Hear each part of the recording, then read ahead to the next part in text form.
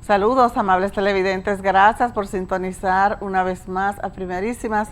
Verdaderamente que tenemos que iniciar con un tema que es internacional, es la situación de Venezuela. Hay algunos que entienden que nuestro país no puede como mirar, pero sí hay que mirar porque nosotros somos países de América Latina y nadie quisiera verse en ese espejo.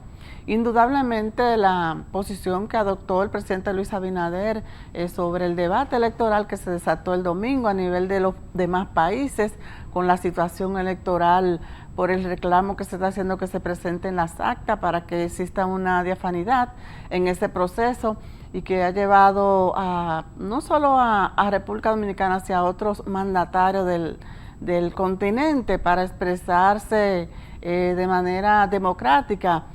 Cuando se habla de los procesos de urnas. Hay que esperar a ver qué va a suceder porque es una situación interna de esa nación y de algún modo por la actitud que asumió Nicolás Maduro de cerrar los vuelos entre República Dominicana y también llamar a que abandonaran sus representantes y delegaciones diplomáticas. Eso es un tema que se observó como muy inmediato dentro de la situación y hay que ver qué va a pasar. Se ha dicho que en términos económicos, las relaciones económicas quizás serían leves los daños mientras dure esta situación, pero los venezolanos que están en el país y los que están allá también en su nación quisieran volar, tendrían que hacerlo hacia otro destino. En el día de hoy tenemos como invitado a un historiador, él es muy conocedor de ese tema, profesor de la Universidad Autónoma de Santo Domingo UAS, Juan de la Cruz. Con él vamos a hablar en breve cuando regresemos de esta pequeña pausa que es el invitado en el día de hoy. Ya regresamos con nuestro invitado, como lo había anunciado, contamos hoy con la presencia del profesor universitario, historiador Juan de la Cruz, a quien le damos la bienvenida. ¿Cómo está, Juan? Muy buenos días, Yolanda. De verdad que es un grato placer estar nueva vez aquí en tu programa Primerísimas. Y con un tema tan interesante que es la situación que está viviendo Venezuela y que el domingo pasado celebró elecciones y que hubo un proceso que ha sido cuestionado y que ha generado muchas inquietudes y también de otras naciones, mandatarios de otras naciones, porque viendo el proceso como que no fue tan transparente como se esperaba, y hay que verlo desde diferentes puntos de vista. Hay países que lo apoyan, los que siguen la línea del chavismo, ¿verdad? De la izquierda, y otros no. Entonces, ahí es donde está radicando mayormente el problema, ¿verdad? Sí, me parece que sí, muy buenos días primero a nuestros amigos televidentes. De verdad que para la República Dominicana, que ha tenido nexos históricos con el vecino país de Venezuela, ha sido muy traumático, ¿verdad?, la decisión del presidente Maduro de romper las relaciones diplomáticas, porque el presidente de la República, Luis Abinader, ha dicho con sobrada razón de que es necesario un nivel de transparencia, de reconteo de los votos, para que quede despejada toda duda de la transparencia que dicen, en este caso el presidente Maduro, ¿verdad?, se manejó el proceso electoral venezolano. Para que se despeje toda duda, el presidente Maduro, en lugar de asumir esa actitud radical frente a la República Dominicana, lo que ha debido es justamente acoger esa petición, tanto de nuestro presidente como de otros presidentes de América Latina, que han dicho que si él no tiene nada que esconder, simple y llanamente se someta a un proceso de reconteo para que de esa manera, si ganó en verdad, pues no haya la menor duda. Es que si él ganó literalmente normal, no tiene por qué estar peleando. Exacto. Ni que se le estén reclamando. Esos nexos con República Dominicana desde hace ya un buen tiempo venían deteriorándose producto de esa misma situación, porque son sistemas democráticos muy distintos. Así es. Nosotros recordamos la situación de conflicto que hubo con el expresidente Hipólito Mejía en su momento. Hugo Chávez y él tuvieron una situación, digamos, de encontronazo, se rompieron las relaciones porque el país En esa ocasión estaba dando protección a Carlos Andrés Pérez, que era un aliado del Partido Revolucionario Dominicano en esa época, que es posterior. Y desde mucho tiempo. Y desde mucho con tiempo. el presidente conservador Jorge Blanco. Entonces, en esa situación llevó al rompimiento de las relaciones diplomáticas entre República Dominicana y Venezuela, pero ya luego con la presidencia de Leonel Fernández se recuperó esas relaciones, el país fue parte de Petrocaribe y se logró un poco, ¿verdad?, subsanar esa situación. En la actualidad yo creo que es una decisión muy premeditada y muy rápida, sin mediar ningún tipo de, digamos, de diálogo. Romper unas relaciones de esa manera no habla bien del presidente Maduro, habla de que algo él está escondiendo con esa situación, porque si no tuviera nada que esconder, simple y llanamente hubiese dicho, estoy de acuerdo, vamos a hacer un reconteo, nosotros tenemos la verdad, y quien tiene la verdad no tiene razón para enojarse ni para tomar medidas drásticas como esta que él ha tomado de pedirle al cuerpo diplomático y consular de la República Dominicana abandonar ese país que ha tenido, como digo, una relación histórica, porque nuestro patricio Juan Pablo Duarte y su familia vivieron en Venezuela durante muchos años, murió en Venezuela Juan Pablo Duarte el 15 de julio de 1876, sus hermanas, tanto Francisca como Rosa, vivieron durante mucho tiempo, o sea, murieron allí. Entonces, nuestro país tiene un nexo histórico, igualmente en la época de bonanza económica que vivió Venezuela, años 70, 80. Con el petróleo. Con el petróleo, muchos de los dominicanos migraron a Venezuela, crearon familias, incluso muchos allá, algunos viven allá todavía. Entonces es muy imprudente, yo diría, esa decisión del presidente Maduro de romper relaciones diplomáticas sin siquiera mediar un tipo de diálogo, de acercamiento o de una carta diplomática, de pedir mesura quizás al presidente dominicano. Se le fue la bola. ¿No crees, se le fue la mano. Sí, Juan, ¿no crees tú que él venía preparando ese escenario? Porque antes del proceso electoral, él se veía muy cosa, que aunque las encuestas reales no le daban el nivel, él decía que sí, que le estaba por encima. Entonces él ver que eso no se dio como él quería y que tuviste en el proceso de las votaciones, que todavía eran ya casi las 5 de la tarde cuando iba a cerrar las 6, las filas estaban largas y el proceso muy lento. Entonces también eso podría estar relacionado con esa situación. Sin duda alguna que pienso que en el caso, por ejemplo, de la oposición, también se confió mucho, aunque tenían la parte mediática, ¿verdad?, de los distintos canales internacionales de su lado, pero se confiaron mucho y no previeron que podía ocurrir esta situación, digamos, de manejo inadecuado del conteo de actas. Pero es que los pocos medios, el Telesur de Venezuela, el domingo se la pasó pasando historia de Hugo Chávez, del chavismo.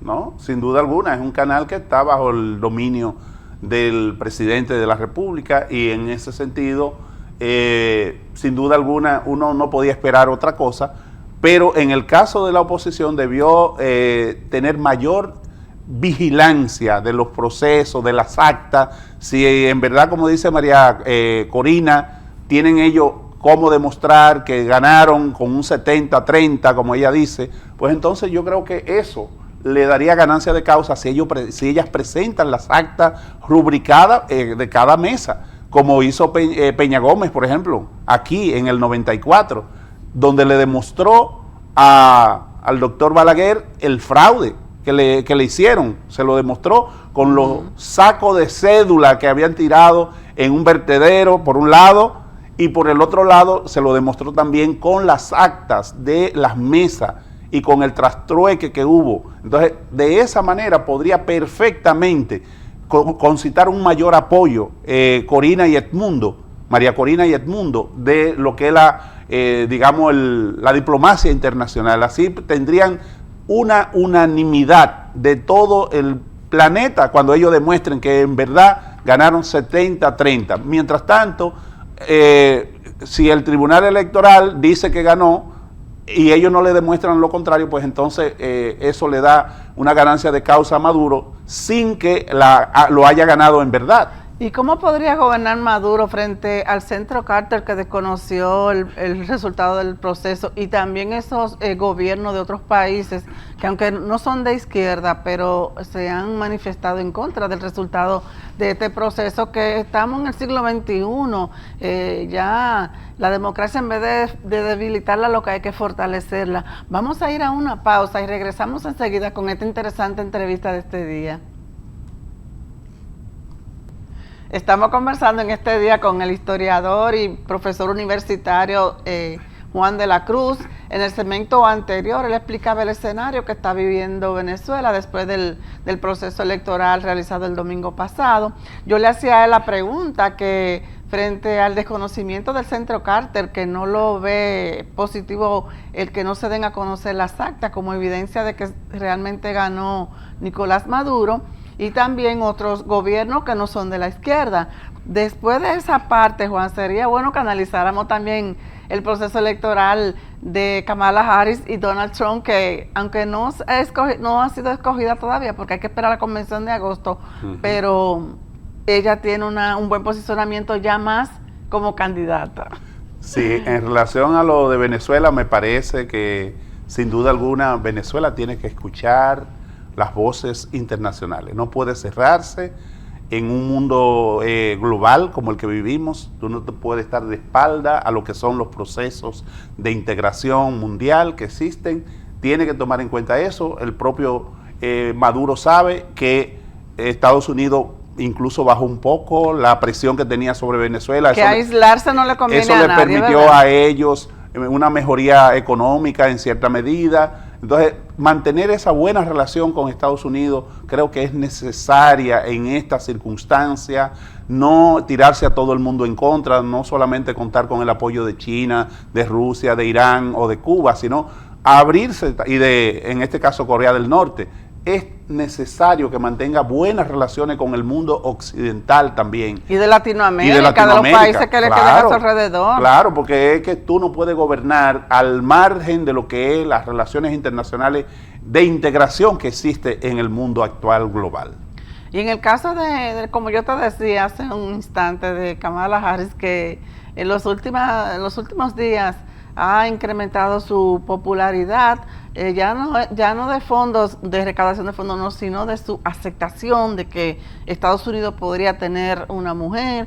Aquí dice Héctor que podría ser la Obama hembra. Entonces, algo que ya se viene cocinando y que sabemos que ha bajado un poco la tensión que tenía Donald Trump, ¿verdad? Sí, de hecho, Donald Trump hasta hace poco era el centro de atención de las elecciones de los Estados Unidos. Una vez decide Biden renunciar y se maneja la posibilidad de que sea Kamala Harris la candidata, pues evidentemente ha cambiado el panorama político en los Estados Unidos.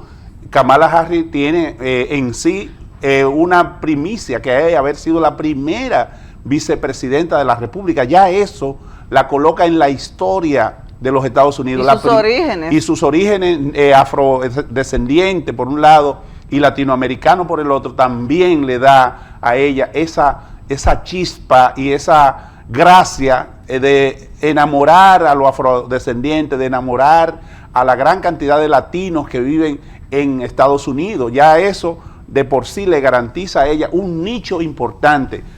Agregándose a eso el hecho de que Obama y su esposa Michelle le han apoyado, de que los Clinton también le han apoyado. Todo eso se va sumando y va creando un ambiente muy favorable a que Kamala Harris sea la primera presidenta con varias condiciones. La primera presidenta como mujer, pero además la primera afrodescendiente mujer presidenta, y al mismo tiempo con vínculo latinoamericano. Sin duda alguna que sería algo fuera de serie el que tuviésemos también al lado. Ya hay una presidenta, que es el caso de Claudia Sheinbaum en México. Tendríamos entonces esa experiencia también en los Estados Unidos, que sería una experiencia inédita.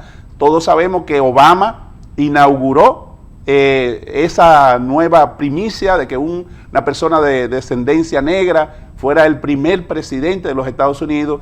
Kamala Harris, de hecho, ya ha inaugurado la vicepresidencia y tiene la posibilidad, y es una mujer inteligente que ha ocupado puestos importantes en los Estados Unidos, desde fiscal de distrito hasta fiscal general, que es una persona con una formación como abogada, como economista, es decir, una persona que tiene todos los elementos para ser una presidenta histórica en los Estados Unidos. Y en este caso, ¿qué daría eso como señal para América Latina?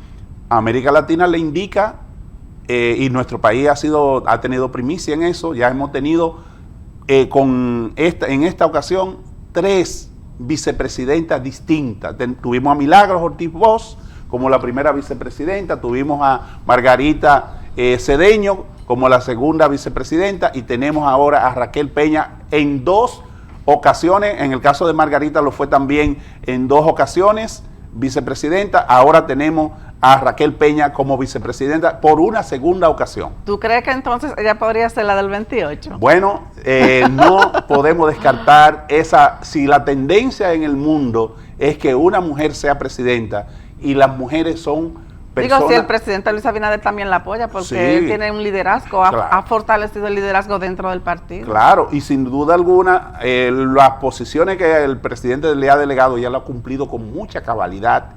Ha sido, por ejemplo, en el caso del COVID, cuando manejó todo el programa de salud, cuando se le designó, por ejemplo, en el Ministerio de Medio Ambiente ante la situación fatídica que ocurrió con Orlando Jorge Mera, y en otras disposiciones, el gabinete social. Es decir, ella ha jugado roles importantísimos en el gobierno, por eso no hay que descartar la posibilidad de que tengamos también, si no ahora, próximamente a una mujer al frente de la primera magistratura. Bueno, habría que preguntarle a los machistas, ¿cuál sería tu mensaje final frente a esta situación que está viviendo la democracia de Venezuela y que de algún modo afecta a los países latinoamericanos como República Dominicana? Sin duda alguna, lo que nosotros debemos avanzar y las personas que tenemos ideas progresistas es avanzar de una democracia representativa a una democracia participativa. Y el presidente Luis Abinader, con el gobierno que se ha planteado hacer ahora, aunque él gobierna en el marco de una democracia representativa, quiere hacerla más participativa. Por eso ha dicho que la reforma tiene que incluir a todos los sectores de la vida nacional. Por eso ha dicho que no es suficiente consultar nada más a los empresarios, que no es suficiente nada más consultar a los candidatos presidenciales o a los partidos, sino que también hay que consultar a las comunidades, hay que consultar a las iglesias, hay que consultar a todos y cada uno de los sectores para que esas reformas estructurales que necesita la República Dominicana sean reformas que cuenten con un nivel de participación y de aceptación de todos los sectores de la vida nacional. Y esto es muy importante, sobre todo con lo que se está planteando en el caso de la justicia, que esas modificaciones constitucionales para que la justicia sea verdaderamente independiente son muy necesarias en la República Dominicana. Es como reformas actualizadas a los tiempos. Claro, claro. Juan, gracias por haber aceptado la invitación. No. Yo sé que en estos días tú vas a tener muchas solicitudes porque son temas que de algún modo afectan no solo al país, sino a los demás países hermanos que están envueltos en el juego democrático. Claro, claro, siempre a tus órdenes, Yolanda. Amables televidentes, conversamos con Juan de la Cruz. Él es profesor de la Universidad Autónoma de Santo Domingo, UAS, escritor e historiador. A ustedes, como siempre, gracias por sintonizarnos y recuerden que pueden seguir el Canal 19 a través de la página www.cinevisioncanal19.do desde donde quiera que estén. Será entonces hasta las próximas cuando volveremos a encontrar en un entrega más de Primerísimas. Síganse cuidando y pásenla bien.